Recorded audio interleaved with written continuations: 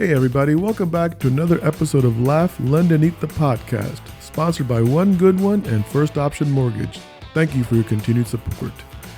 This episode is titled Meet the Recruiters, and it's a real cool episode because we had a panel discussion with three of the industry's top recruiters, Guy McFadden, Jim Boggess, and Brandy Floyd. All shared their experience on this episode. So if you want to learn how to recruit in this age that we're going through, this is an excellent episode that you're tuning into. So sit back, take some notes, and thank you so much for your continued listening.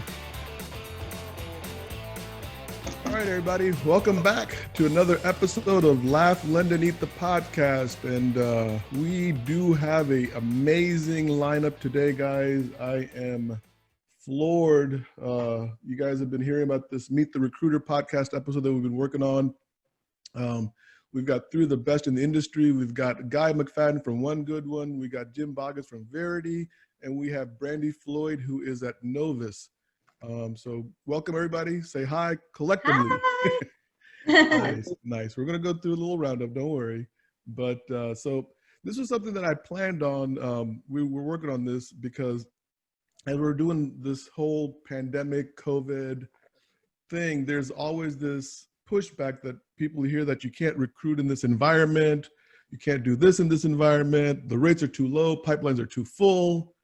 And, you know, I just thought it'd be nothing better than to get three really top people on board and go through what's going on in the recruiting arena in our mortgage industry and get their opinion. So let's go around the clock here, and we'll start off with ladies first. Brandy, just give a quick intro about yourself, if you would. Well, I've been in the industry right at 10 years. I started as a coordinator in the agency world and really just kind of fell in love with the process. And I was grateful enough to have leaders that kind of let me dip my toe in it a little bit at a time. And once I kind of had that first round of success, I was hooked, you know, and I've done it ever since. Nice. And you're in North Carolina, right? I am. Yep. Yeah. All right. So let's go down to Florida with Jim from Verity. Yeah, hi. So I got into this business 30 years ago. I think it was 1992, or is that 30 or is that 28? I don't know. I'm not good at math. And the mortgage business is 30. Yeah, it's close enough. Close enough. And yeah, so my first experience was I cut my teeth on recruiting loan officers in 1993 in the middle of a refi boom. You know, those rates would be laughed at today. But I got into the business through a friend of mine who said that, you know, you're born to be in building relationships and talking to people, and you need to give this a shot. So I went in and I had a job. I was supposed to start that next Monday, and it was a Friday. And he said, just come in and meet with us. And so I went in and I met with him, and there was like 6 other partners that I had to get through and meet with. And I'd been through 3 of them, and the first 3 really liked me. I was there for 3 hours, and he says, you're going to have to come back Monday and finish with the rest. And I said, I'm not leaving here without this job. So he said, you're going to have to sit and wait then. We're going to have to weave you in. These guys are busy. I said, that's fine. I'll just wait. I was there for 11 and a half hours and left with a signing bonus, and I've been a recruiter ever since. Nice. All right, Jim. And then last but not least, Guy from One Good One. Wow. Okay, least is the key word in this sentence. Listening to those 2 stories, wow, impressive. I found recruiting the career fairly recently, 4 or 5 years ago, to be honest with you. And it really kind of made me feel the old line, and I'm a sports guy. So, you know, the old line, if you love your job, you never work a day in your life type of thing. I found this, and I love that. I love the relationships, as you said, and being able to make a difference. And it's remarkable. I didn't go into mortgage recruiting right away. I was working for a large recruiting firm, and went away and found the mortgage industry and working with these people, because it's an amazing life that they have. These LOs have. It's like nowhere else. The pressure, but yet the rewards, the characters. What's not to like about this? It's a lot of fun, and it's never boring. So, you know, I hope to rack up the 27 years that my colleague, 11 and a half hours? Really? And no wonder they gave you a signing bonus. I would have too. Amazing. So, hey, Jim, Wow. you said something that's very interesting. You got signed in the 93 refi boom, or right after you came on board, right? So Right. I'll start off right there. I know it's, we're just talking, okay? So just, when you look at the 93 refi boom, because I came in the year after. So for me, I was 94. Okay. And people were like, why go into business now? The rates are, not as low as they were. They're back up to 8-9% when I got in, right? Right. And you see any similarities between the refi boom of today? I mean, obviously not the rates, but the volume of business that people have, the rush to closings, the craziness to the refi boom of 93? Only in the sense that people were trying to capitalize on low rates, in that specific cycle. I think what we're seeing today is unprecedented because of the advent of technology. If you remember back then, Fabi, it was still, everything was manual. And people were resisting technology, and it wasn't something that people readily embraced. So today, you can get a refi from your couch. Yeah. It's amazing what's Yeah. transpired. So no, I think the funnel is wider today. It's bigger, it's faster, it's more fluid, and companies are drinking from a fire hose, Yeah. as are recruiting firms. I remember for me, I was actually working for Allstate Insurance during actually 92, 93, right? And we used to have to actually have the binder, the actual physical binder to the table for closing. You couldn't even fax it to them. No, So yeah. if they didn't have the original, they couldn't go. And so, I'm running around sometimes 7 different title companies, dropping off these these hazard deck sheets. Yeah, so the technology has been amazing in this industry, and I think even in our industry, Brandy and Guy, because I can tell you the uphill both ways to school in the snow with no shoe story, where we didn't even have a computer in the office. We had to dial the area code 555-1212 to get the number to the Chamber of Commerce for that specific city. We would call, we would ask them to fax us over a list of their banks and mortgage companies and real estate firms. And then we'd go stand by the fax machine and wait for the thermal paper to roll off and fall to the floor like a scroll. And then we'd go and make phone calls and build our lists. Yeah. Crazy. That is crazy. Good stuff. I mean, the nice thing is that, you survive all this thing. And in my mind, I wonder, like, what's the next thing? Like, okay, we're here today. You know what I mean? You can literally get a refinance on your couch. So what's the next thing? I mean, do they put a hologram of me in their family room? I'm taking an application of theirs. One thing I want to jump on is I found this interesting.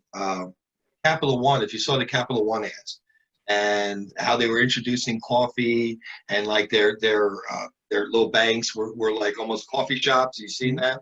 Well, they spent thousands more than we could ever spend on research. And what it told them was millennials, when it came to banking, when it came to money, wanted personal interaction. They didn't do this because they wanted to. They did it because their research showed them that even though my son forgot more about technology than I'll ever know, even at his core, they want that human reaction. So no, I don't think we'll be replaced by a hologram as much as many of us, many people who know us would like that. I think the young people are any other way. Good stuff. So, Brandy, I know we've been going through this pandemic, as we talked about, and obviously there's challenges that we have, personal life, business life. For you, I mean, and by the way, just for the record, you represent Novus Mortgage only, whereas Jim and Guy represent multiple companies. So that was one of the reasons that I did this setup, so we could have a flavor from everybody. Right. Yeah. You know what I mean? So, and Novus Mortgage, a great outfit. I kind of know those guys a little bit. What was the biggest challenge that you've seen, I mean, right now in the last, let's say, 4 to 5 months? Just as a whole, or? I mean, just, yeah, anything that stands out in your mind. Well, I mean, people are scared, they're scared of the future. And even, some recruits that we had ready to cross the finish line in March, right? Kind of like, oh, maybe I'll wait just another month, or it's, I think everybody's just been very timid around a lot of things. And you know, one of the other challenges that we have is just because we're a newer company, you know, so we were up against selling being new, right, and having this opportunity that either people love or hate, right? The whole being new thing is not for everybody, but then you add the COVID thing on top of it. And so we've definitely still had success, and we've still been growing like crazy for sure. But we've definitely seen a lot more timidness around crossing the finish line than I think we were dealing with just a few months prior to that. And then with you guys, I mean, you guys really kind of embrace the technology, if I remember right, with Novus. Yeah. So is the technology helping your current loan officers continue? I mean, obviously, look, everyone keeps talking, and just for the record, I'm kind of tired of people always saying we have new records this month. I get it. We're all having new records. Yeah. You know what I mean? Doesn't matter who you are. We get it. We got it. Move on. At 2.5%, you should have new records, right? But yeah. how is technology helping your loan officers that you have been able to recruit that Novus offers those guys? Well, I mean, you know, I think the mobile app and everything that we've been able to put together to make it contactless, right? I mean, it's literally paperless, and you know, you don't have to go anywhere and do anything right now if you don't want to, right? I'm just kind of making sure that all that's been set into motion. That's been the real kicker for us. And Jim, That where being new helped you out, Brandy, in that you know, you guys are more adaptable or able to, you know, come out of the blocks in this type of mode and adapt to it. Yeah, for sure. Gives you a leg up, I imagine. Yeah. I'll give the show back to Fabi now. Appreciate that. I want to go back to Jim here for a second, because Jim's been here obviously longer than all of us. Is there a type of candidate, Jim, that absolutely just drives you nuts? I mean, look, I can talk about home buyers, you know what I mean? And in fact, I had one last night just literally say, oh, I'm just not going to do this anymore. And I haven't originated a loan in 5 years. Just for the record, I just started originating again in 30 days ago. And also I looked at my wife, I said, I remember why I don't like originating after I hung out with this borrower, right? So is there like a type of candidate that you just like, you know, from the minute you start talking to them, like, I don't want to deal with this guy or girl, whatever, right? But is there something like that? Yeah, typically it's somebody who's not open-minded enough to understand that there might be a better opportunity on the other side, you know, of I'm not really asking for a 10-minute phone conversation. I'm asking you to just be open-minded and consider what else is out there. Because our business, my business, it's not about calling somebody up and getting somebody to make a job change in 10 minutes. It's about building a relationship and a trust. And so the relationships that I build with people, I don't think people understand out of the gate. I'm not calling to recruit you. The happy where I'm at answer. Well, great. I wasn't calling to recruit you anyways, and that's sincere. My job is to know everybody, and there will come a time in your career where you'll have to make a move, and you'll rely on a real short list of people at that time. And I just want to be on that list. So in the meantime, let's just build a relationship. And I've got relationships with people that I've never placed, but they've called me and said, what do you know about this company? What do you think about that? What do you think about this? And, when you're genuine and you actually really do give a hoot about people and career, and you put the money as secondary, I mean, you make a lot of money in what we do, right? We all know that, but that's never the primary driver. And when it becomes the primary driver, you've lost your focus. So when I talk to people that don't get it, it's just like they see me as a vacuum salesman, or they see me as somebody that's trying to sell them a 72 Buick. You know what I mean? It's like, all right, guy, we're done here. I'll talk to somebody else that understands it and gets it. To dive into that, I mean, Jim, one more time, is that, are you talking about the guy who just, when you call up, they say, look, dude, I'm not interested, and just wants to hang up? Is that what you mean? Or yeah, I mean, I don't get that anymore at this juncture of my career, but I used to get that. I used to get the hang-ups. I don't really get that anymore. I get the more of the polite decline.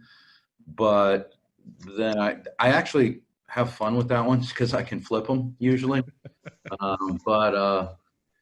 Yeah, that's the one that drives me nuts. The people that just aren't open-minded enough to understand that there's something better, or somebody who isn't even what I would consider a B player, more of a C player. That thinks they've got it made. And it's like, no, you don't understand how much money you are leaving on the table you know, you're making 200,000, you should be making 600,000. I can show you this. I can take you there. And they just don't want to hear it. And I feel sorry for them, actually. Yeah. Guy, how would you take someone that is resistant to you and to Jim's point, I like that word you use, by the way, Jim. I'm going to use that. I think it's a FBI, CIA word, flip them. how do you take someone that is resistant to you and flip them so that they do rely on you for that moment that they need that decision making? I wanted to address one thing with Jim. Would drive you nuts, though, if I may, because just taking a different direction, Jim. What you said was amazing. Thinking in the fact of you build a relationship, a foundation on honesty, on truth, okay, and that transparency. And what drives me nuts, and I wanted to address this, is when they don't. And you know, I've done my research. As a matter of fact, I was kidding with somebody the other day, and I'm telling them their numbers. I'm not telling them numbers to show how impressive I am. Don't lie to me. I know what you're doing. So, you know, I know people fudge on their resumes, but don't. Let's be honest. Let's be straight.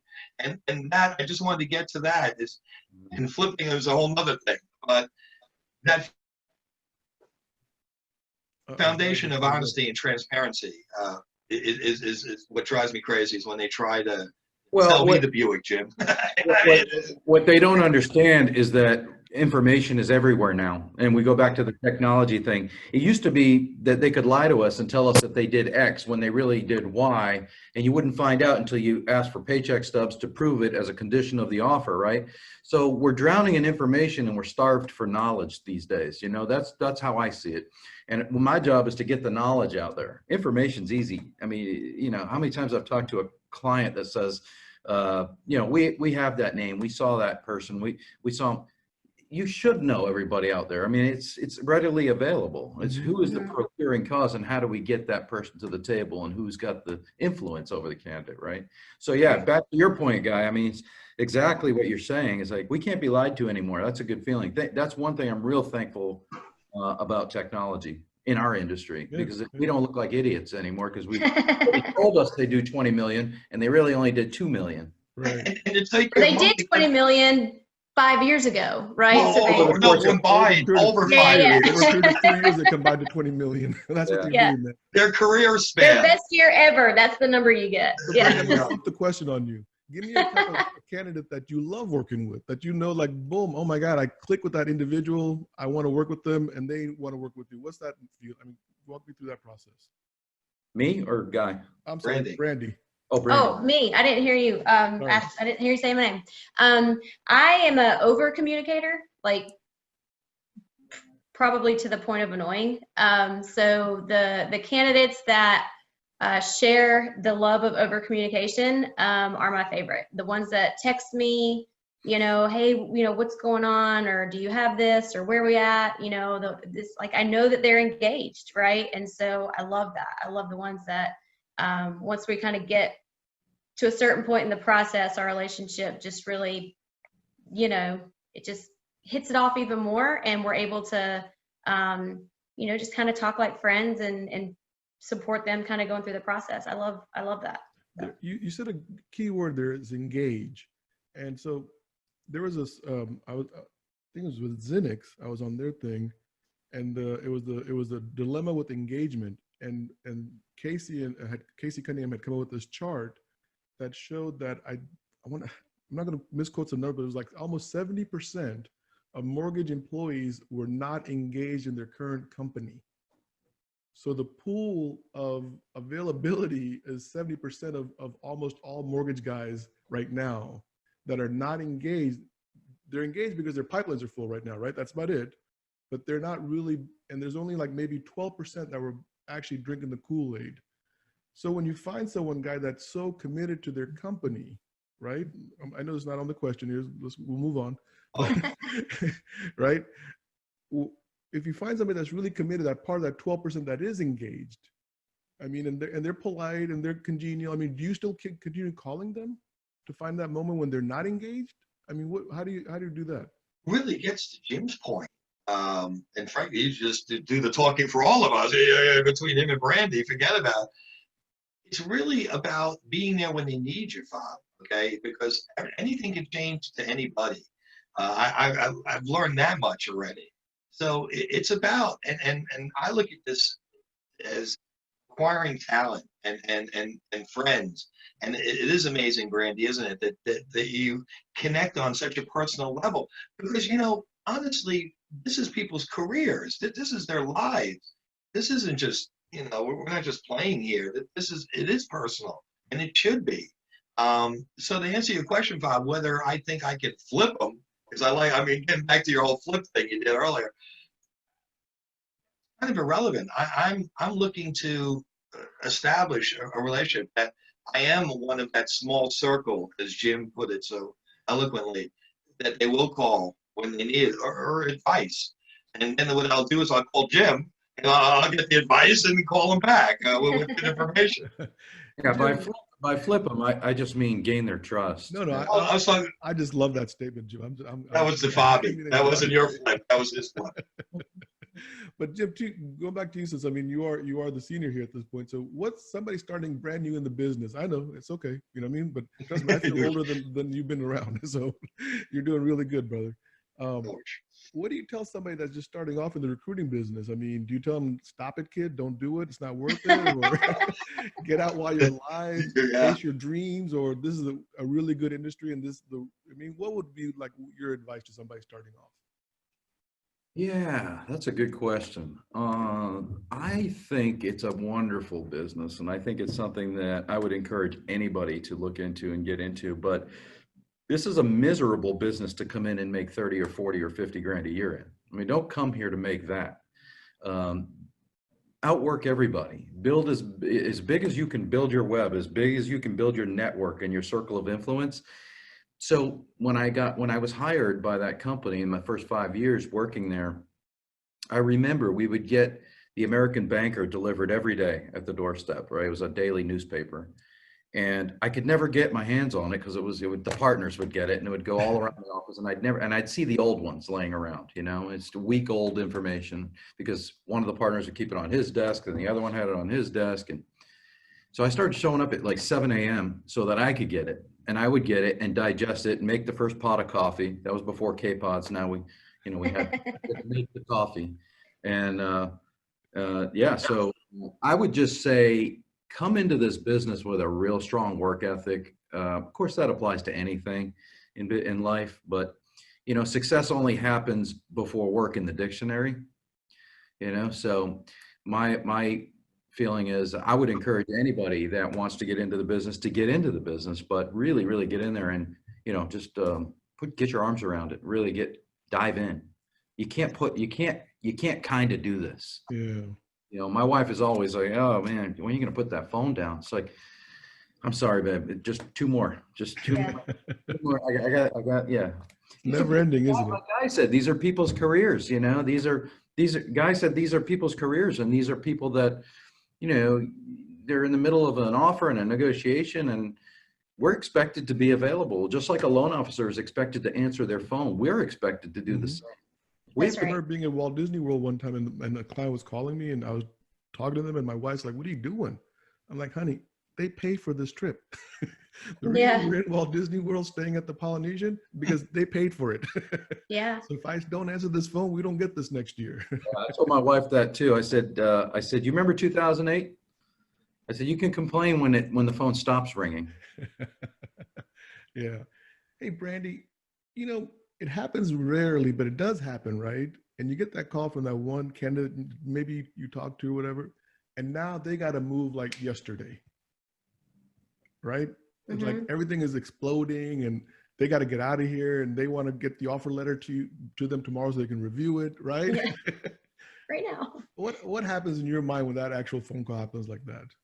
Well, I mean, I try to take them back a couple steps, because I don't know what's going on, right? So I need to understand exactly what's going on. And, I think if I've created any type of reputation doing what I'm doing, it's that I'm brutally honest with people. I say it in the nicest way that I can, but, I don't try to sugarcoat things, and I definitely don't want people to make a move that's not really the best move for them. So knowing exactly what's wrong and what they're trying to fix, I got to know if I can fix it or not. It's just, sometimes you can't, sometimes it's really not a better fit than where they're at. So yeah, just tell them to take a step back, take a deep breath, and try to work it out the best that I can. Guy, I'm going to ask you the same question. When you get that call from that hectic candidate that now wants to move yesterday, you know what I mean? They've been stalling, and now like, oh, Guy, I got to get this out. I need an offer letter from one of your investors or lenders, whatever. What's your reaction? Really, to add to what Brandy just said, and kind of flip it a little bit, it's also part of the vetting. You said you may not be able to fix it, which is a really nice way of saying, we may have a lemon. Not everybody.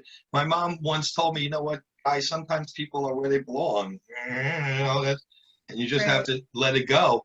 So you kind of have to do a deep dive both ways, Bob. You want to be sympathetic, empathetic, empathetic. I will be it. But you also have to look with clear eyes, because again, the clients are paying you.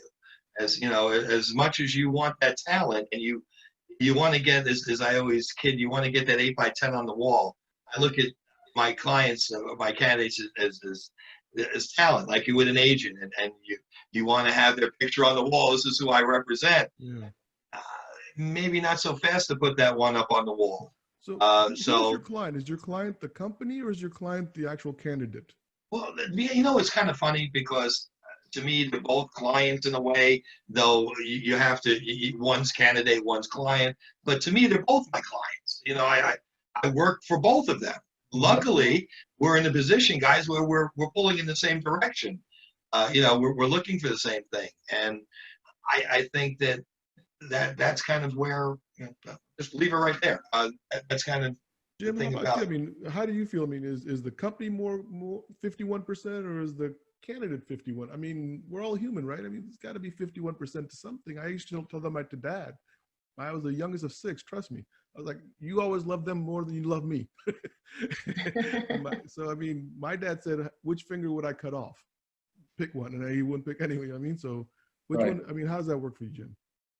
So obviously our clients are the ones that pay our fees, right? I mean, that's where we start with the work. That's our assignment. It starts there. My allegiance is to the client, in that I want to make sure that we're meeting their needs and that we're adding value. That doesn't necessarily mean that Fabi is a good fit for this company, and you're going to get sideways with me because I took Fabi somewhere else that's a better fit for Fabi. Then it's not the type of relationship I'm looking for anyway. So it's a difficult balance. It is both, as Guy said, it is both. So just always keeping in mind that you're going to do what's in the best interest of both, and that there's enough out there for everybody.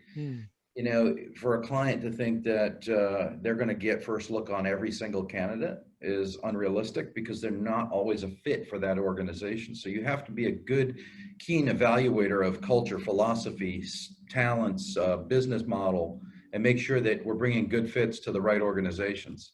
So that's what I guess it's a balance. It really is a balance, but we do try to balance both sides. Brandy, you've done both. You've been, I know you've been like where Guy and Jim are, where you've been an independent, right? Mm-hmm. Now you're kind of working for one mortgage lender. Is there a difference in the way you recruit? Or, I mean, I'm sure the recruiting's still the same, but I mean, are you vetting differently? Are you a little bit more picky, or how does that work out?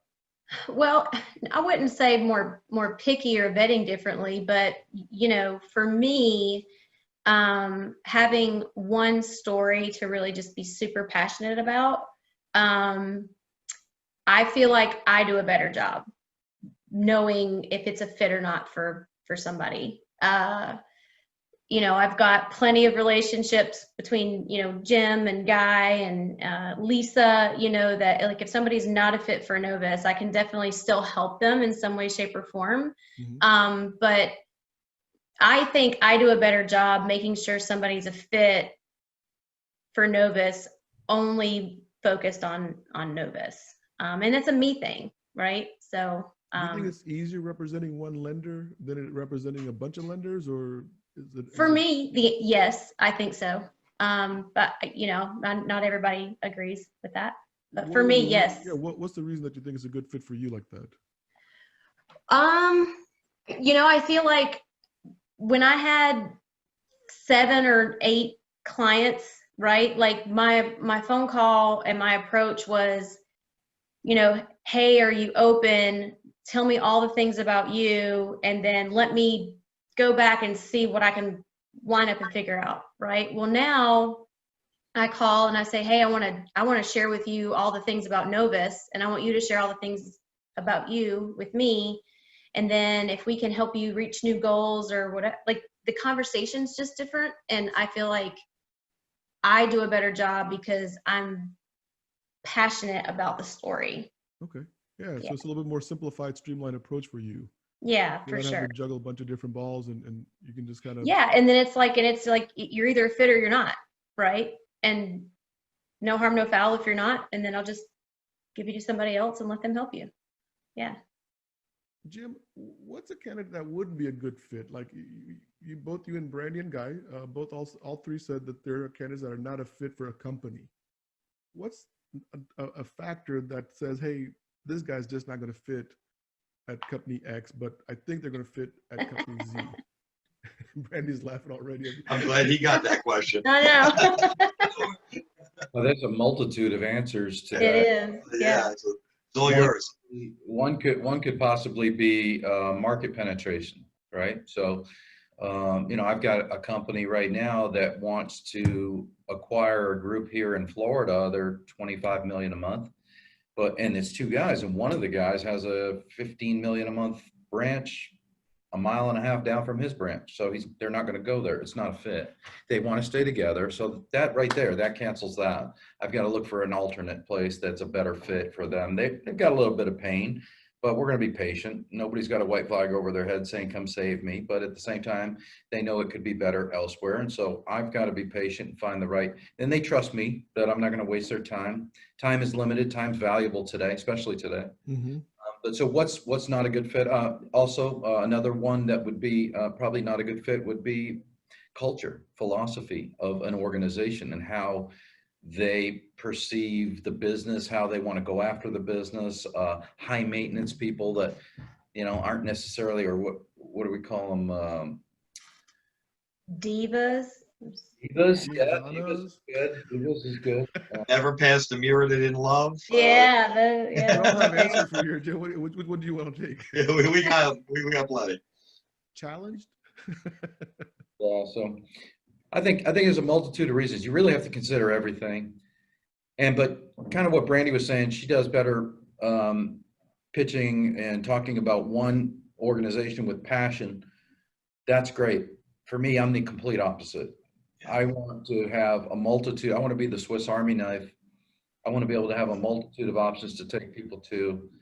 But that also requires a lot of work in that I don't want to be a vendor with any of my clients. I'm not a vendor, and I don't approach any of my clients from a vendor relationship. Even though we're considered a vendor, I want to be considered a partner, and I want to work from a partnership level. And the only way you can do that is by becoming an extension of the organization. So when you speak, you know, you should hear that company coming out of me at that moment. You know, not that I'm overselling, not that I'm selling hard, but when I speak about an organization such as Novus, I need to sound like Brandy. I need to sound like Eric. I need to sound like everybody there. I can't, and the candidate has to hear that conviction in my voice. Yep. Otherwise, I'm just selling, and that's easily snuffed out. You know. Yeah. Disingenuine. So, Guy, when you're having a bad day, right? And listen, I've been in sales for years, right? And everyone is saying, no, go to hell, whatever. Leave me alone. I'm busy. My cat's in the veterinarian, whatever the reasons are that particular day. You have a bunch of those. What gets you to that next call, man? I mean, I know you guys have to call, right? I mean, I can just go and say, I'm done. You know what I mean? I'm going to go make my podcast or whatever, right? And, but you guys have to, do you walk away or do you continue calling? I mean, walk me through that process there for a second. Well, listen, the day you walk away from calling, the day I don't make calls, and the day I find something else to do. That's what we do. Okay, so it's not an option. Look at it as, we're not digging ditches here. Okay, I mean, my wife said worse to me this morning than anybody would say to me on the phone. Okay, so no one's gonna, it's not gonna be bone crushing to me. All right, we're gonna move on. And as Jim said, and I loved it, Jim. And I'm just starting, putting my feet in. When you're getting that call, it's almost fun. You know what I mean? With Mr. Obnoxious, or I have no time for you. Just completely. But it's almost fun. It's almost a challenge now. So where I used to be crushed, and yeah, Bobby, you're crushed. It's just interesting though to get to branding. Branding, I did the exact opposite. When I started, I represent one company, and I said, well, I can't please this company. They want more offices I can deliver. Why would I get more companies and make more companies miserable? I can't keep this one happy. Why would I? Let me add to the misery. And then I found out though is I was losing so many people because you can't put the square peg in the round hole. You know what I mean? And that's why I went this direction. But I totally understand where you're coming from. I started that because I was like, listen, I'm almost being disingenuous by representing multiple companies. I thought that, if you're passionate, this is your drive. So basically, I'm Jello. Okay, I can go either way. The wind blowing. So Yeah. So there's your answer, Bobby. All right. Thanks, man. Brady, That's what I'm here for. what about you? I mean, you're having that bad day. You're having a streak of people hanging up on you. Don't call me. I'm not. I don't even know if you get that anymore because, I don't think I ever hung up on you. I don't think so. But No, I don't get it a lot anymore. But typically I just grab a bottle of wine and go back at it. so let me get this straight. You finish the whole bottle, then start dialing? Well, I mean, COVID is like airport rules, right? You just got to do what you got to do to get through the day. Better living through chemistry. I get it. Absolutely. There we are. About airports is that you can go to the airport, check in for a 7:30 flight and see people drinking, in the morning. And it's like no big deal. It's like because they're landing and they're about to go somewhere else. And so is that what you're talking about? Airport rules? So they don't care. Yeah, Bloody Marys at 7:30. Sign me up. I was on a flight one time and there was a guy literally so drunk on the way to Paris. And I was like wondering, I said, I wonder if he really knows he's going to Paris. Maybe he just got on the wrong plane. I mean, it's gonna be fun to see him right at 12 o'clock in the afternoon. You know what I mean? Yeah. Yeah. I'm sorry, Brandon. You were gonna say something? Oh no, I was just gonna say. I mean, but in all seriousness, I mean, getting up and walking away for just a couple minutes and resetting. That's all you can do. It really is all you can do. Yeah, I think reset is key because you got to kind of recalibrate, reset, and then start all over again like nothing ever happened. Yep, for sure. Kind of like the sports mentality, Bobby. You know what I mean? Like in baseball, a 300 hitter failed 7 out of 10 times. The difference between him hitting 300 and 200 is mental. It's how he deals with failure. Is how successful he will be. So you have to clean the slate and move on. Yep. Or give your wife a call and really get an earful, and you realize you'd much rather be talking to these people. So bad. They're much nicer. Your wife's gonna wring your neck after she sees this.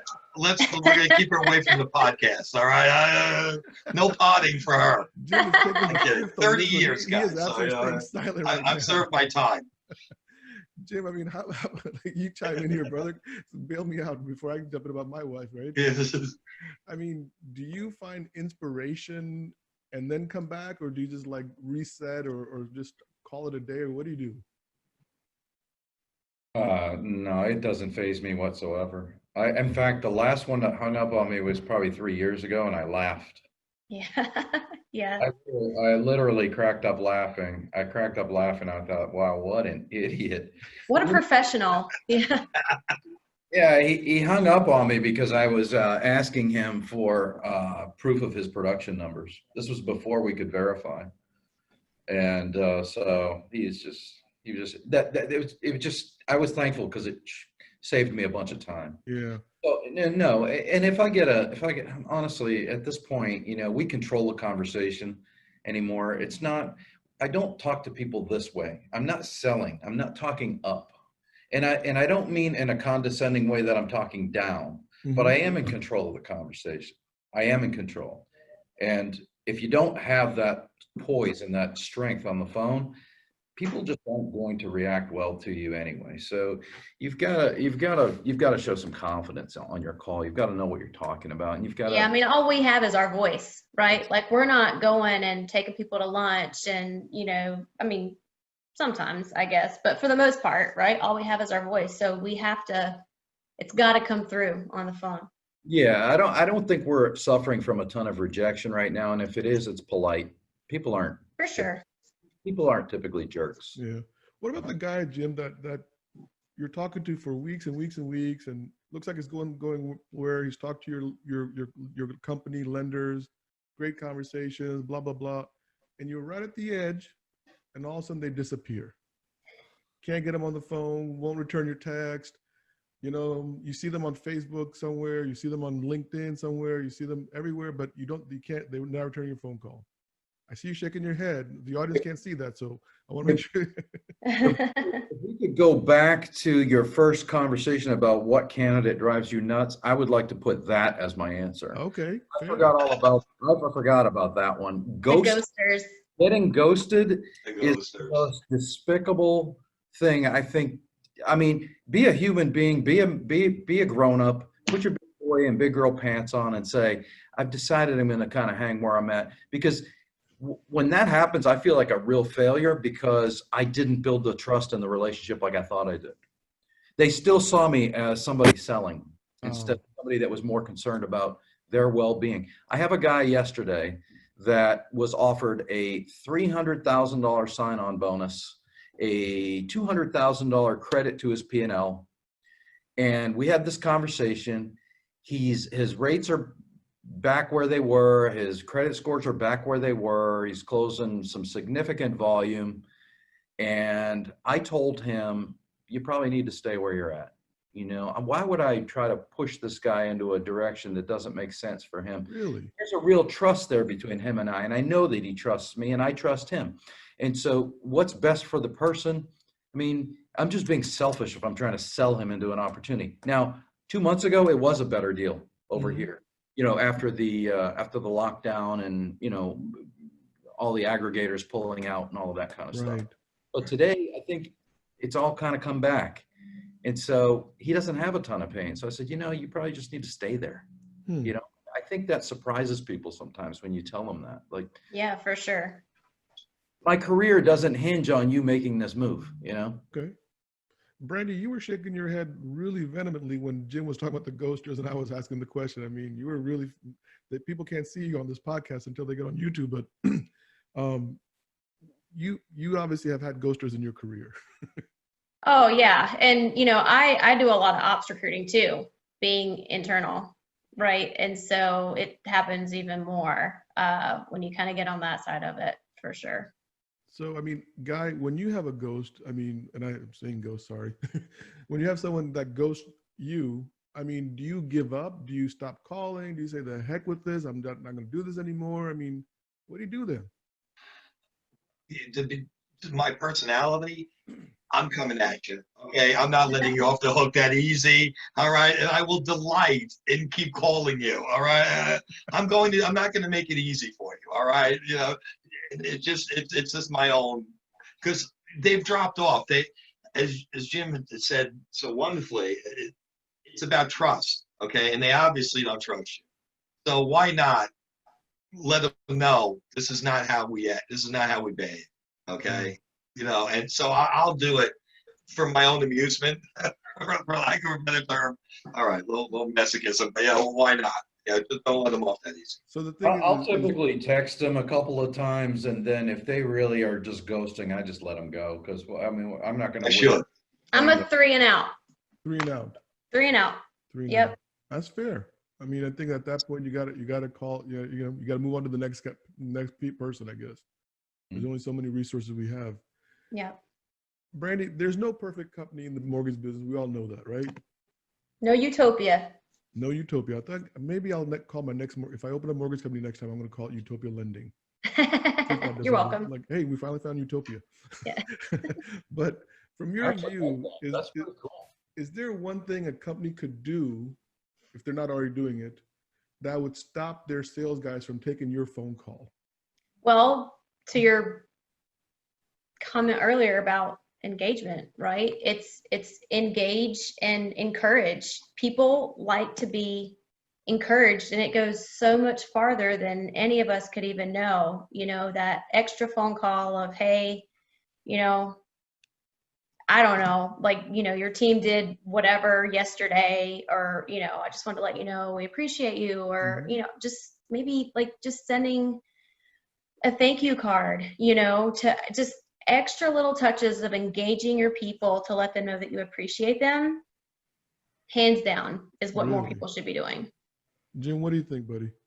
100%. It's the small things. It's not the big things. 100%. 100%. It's not always about money. It's about recognition, appreciation, making them feel valued. Yep. Without a doubt. I mean, I was just talking to a client this morning. He overnight shipped to their funding manager a huge bouquet of flowers to the office, just to say thank you for taking our calls and answering our questions. I mean, Wow. I mean, just to feel appreciated, how far do you think that goes with somebody? And they'll always remember it, you know, So always remember it. So I said bar, sorry. So when an employee is feeling engaged and appreciated, and one of you guys calls, Guy, I mean, is there a difference? I mean, are they polite and they say, listen, I'm really, really happy here. And can you hear a difference in the tone or something? Or what happens? I mean, Well, listen, you have to take people at face value. You know what I mean? So if someone says, I'm happy, I'm delighted, well, one has to assume they're happy and delighted. And usually, to me, that's almost like a defense mechanism. Like, you know, stop now. You know, I want my space. Here's my wall. And then you kind of get into, again, Jim, the master over here. Listen, I'm not calling you to tell you to, you know, write up your resignation letter here. Let's talk. Let's have a conversation. Let's begin a process. Because frankly, it's not a bad thing to know what you're worth in the marketplace. Okay, that's not a bad thing. Why don't they do it? A couple reasons. One, they don't want their name getting out there. Well, that's what we get paid. You know, we should be able to do that. And two, they have enough on their plate. They don't have time to do it. Again, that's what we should be doing. So there's different approaches. And if someone's truly happy, God bless them. That's wonderful. Listen, the company I always tell my candidates, clients, or whatever you call them, I always say, listen, I called you. You didn't call me. Okay, I'm looking for you. So the premise here is we have to check all the boxes. This has to be the better mousetrap, the better fit. Or I'll send you a Christmas card and we move on. The appreciation thing, Fab, the one thing I wanted to say on that was, the one thing I've noticed is a lot of companies, and I guess this gets into the cards and the flowers that they were talking about, is they don't realize what they have, you know, in their own systems a lot of times. Or sometimes, and they give a baseball analogy, you have a great guy in the minors, but Babe Ruth is in right field, and they're not taking out Babe Ruth. So you got to go elsewhere to move up. You get a lot of that. If I was that company, I'd say, well, I got to find a room. I got to find playing time. I don't want to lose him because one, I'm losing quality, plus I'm strengthening my competition. It's a double whammy of no good. So try to find it. So just to kind of throw my two cents. That's good. I like that one. We are coming up to the end here, guys. This went way faster than I thought it was going to go. I had a whole bunch of other questions here, and it's a really good panel. We may have to do this one more time here before the end of the year. I like this. Hopefully, you guys are up for it. But before I go, I do have two more questions. So we're going to go around the horn. We'll start off with Brandy. What was that show? Hollywood Squares. I'm going to put an X on Brandy. Whatever that. What's one common myth about your profession, Brandy, that you would love for the audience to hear? That, you know, I mean, I think we're up to like 7 people now, that would just debunk their attitude about a recruiter. Oh gosh, well, I mean, you know, I think a lot of people do think that it's easy. You know, I think they think we just pick up the phone and we dial for dollars and then we just get lucky sometimes, right? And it's just very transactional. And for those of us that have done it for a long time and really are passionate about it, that's just not the case. That doesn't mean that there aren't basement recruiters, right? And that it's how they operate. And, you know, it's unfortunate, but they're out there. But, you know, for those of us, again, who just are really passionate about it and care about the people, I do think a lot of people don't value how much work we put into long-term relationships and really trying to put people where they need to be. Guy, how about you? You have a myth that you want to debunk right now for us? Well, I was thinking about the way you asked the question, and my first reaction was, oh my God, imagine me speaking for the entire profession. Oh, there's a problem. So I'll just speak for me. And what I say is, I would want people to understand that they're not just a name, they're not just a list, a call list, because unfortunately, some of my professions, parts of it have become call centers. They just have a quota of calls and they're just calling. And that's not what we're about. That's not what I'm about. That's not anybody who I'm working with is about.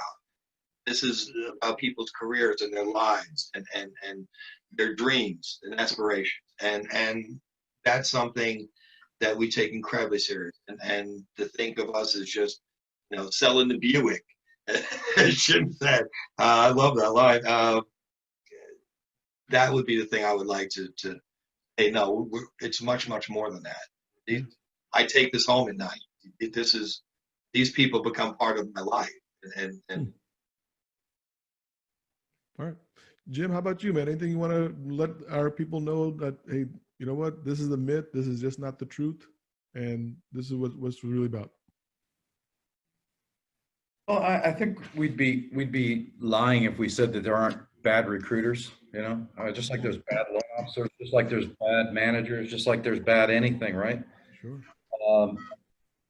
I think largely what people need to understand is the true professionals in this business actually care about you. And we actually care about your long-term prosperity. And if you would see us more of a sports agent for mortgage athletes, where our job is to help you maximize your value, because nobody gets up and goes to work every day because they wouldn't rather be out on a boat or something, right? So if you're going to be away from your family for that amount of time, at least I would always suggest maximize your value, whether that's placed monetarily or that's placed from a, as Brandy was talking about, an encouragement standpoint or feeling fulfilled. If you're not feeling fulfilled and you're making all the money and you're willing to do an even swap for the money but feel more fulfilled, we can help you there. I mean, it's just, for us, it's we care about people. We care about people. You're not, like Guy said, you're not a name on a list to me or to us. Hey. Well, guys, this has been a very, very informative session for me. I know that the listeners are going to appreciate a lot of the information that we received today, especially because, look, a lot of there's internal recruiters, there's people who are jobs are to develop businesses, and there's so many good information that there was an old mentor of mine that said, if you brought a wheelbarrow, you're going to carry some stuff out of this session. You know what I mean? And so I hope people brought wheelbarrows into this podcast so they could hear this. I'm going to go around one time and ask how the best way to get a hold of you online. So if anybody wants to contact you guys directly, Brandy, what's the best way to get a hold of you? LinkedIn. I have no other social media, so Brandy Floyd, and that's Brandy with an I, right? With an I, yeah. Yes, yep. I made that mistake years ago. So I ended up talking to some other lady that she was very nice. Jim, how about you? What's the best way to get hold of you online? Yeah, also LinkedIn or veritysearch.com or LinkedIn, either one. Oh yeah, novishomemortgage.com. Well, careers, go to the careers tab. It is all me. There it is. Guy, yeah. With an I. I. Get hold of Guy McFadden. The best way to get hold of me is whatever mode my son has showed me how to use. Okay, he showed me how to text. LinkedIn, I'm good at that. The website, onegoodone.net. But hopefully, I'll be finding them. All right, that's what I'm supposed to be doing. All right. Love All it, right, guys. You guys are listen. amazing. Thank you so much for the show. This will be airing momentarily, and we are out. So thank you so Thank much, you, guys, for being Bobby. on here. Okay, appreciate you Bye, all. guys. Appreciate it. Wow, that was one hell of a panel to be part of, and man, like I said during that podcast, if you came in with a wheelbarrow, you're definitely walking away with some items in that to help you with your recruiting efforts. I want to thank First Option Mortgage and One Good One once again for their continued support. I want to thank Brandy Floyd of Novus Mortgage, Guy McFadden of One Good One, and Jim Bacchus of Verity Search. You guys did a great job on this panel. I hope you, as our listeners, continue supporting us. If you have any questions about anything that we discussed, feel free to text me, and I'll try to get you your responses. Talk soon. Bye.